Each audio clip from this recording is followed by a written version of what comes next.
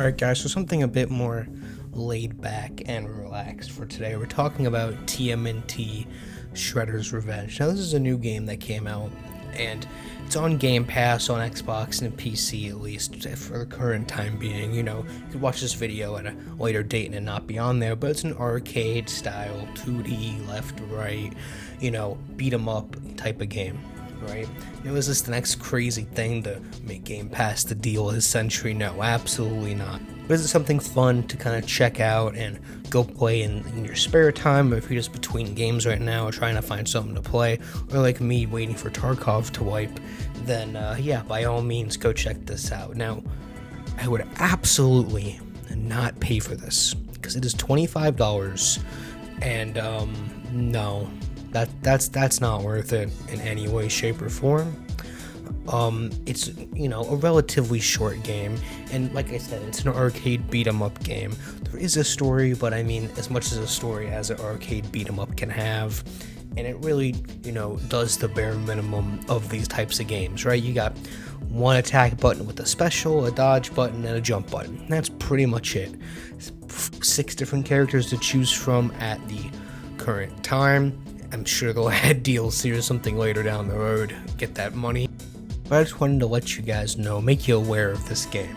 Now, if you're a super hardcore, like arcade beat 'em up type of player, and like this is your thing, this is all you play, you've played a bunch of these, I don't know how this scales compared to other types of games in this genre, right? I mean, like I said, I've played this, and I played like the Power Rangers one that came out a couple years ago, like as a joke.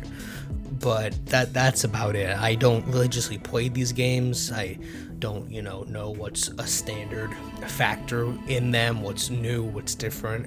But for the most part, this one seems pretty generic and doesn't do anything insane, not that it needs to if you're getting it through Game Pass. If you're paying $25 for this, I think you're going to be a bit disappointed. It's not too long, but it does, in my opinion, overstay its welcome a little bit. It has a fair amount of enemy variety type with bosses at the end of each level, but for the most part, especially since there's only one, if you want to make it complicated, 2 attack buttons with really the same moves over and over again, and you do unlock new moves as you level up, and more health and more power-up bars and all of that stuff, but for the most part, it's relatively the same loop in different locations over and over again, with a few different enemy types scattered throughout.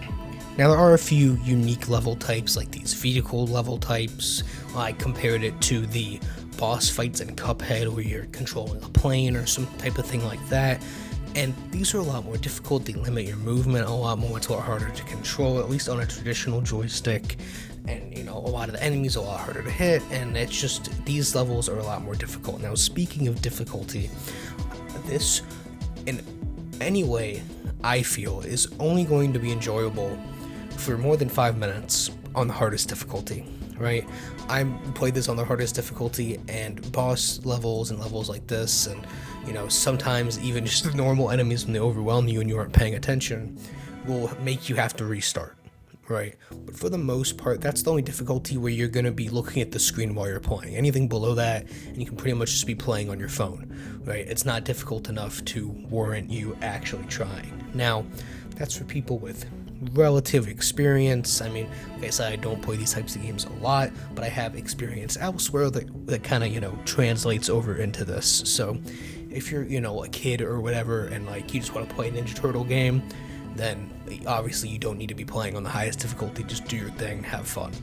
But like I said, I'm not making this an overcomplicatedly long video. If you have Game Pass, great.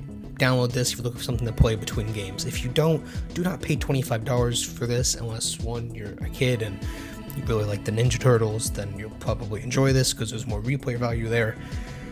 Or if you just want to have fun with a group of friends, because this is up to 4 players.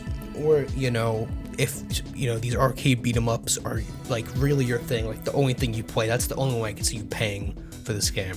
But it does exactly what it needs to do for the price point that I paid for it. So for that reason, I'd put this at like a 6 or a 7. It's above average. It was fun, because there's definitely some Game Pass games that they put on there, and I'm like, yeah, no, I install it, get through the tutorial, uninstall it. Like, just, it's not fun at all, even though it is free. But This is fun. I enjoyed it. I got through it. There's progression for the most part. It keeps you interested. It drags a bit on some of the longer levels, and it's definitely more fun with more people. But overall, I had a relatively good time. But if you guys have played this game, let me know what you think down in the comments below. If you paid for it, let me know if you think it was worth it, if it's not long enough, if there's not enough content or complexity to it for you to enjoy. That's all I have to say, and I'll see you guys on the next one.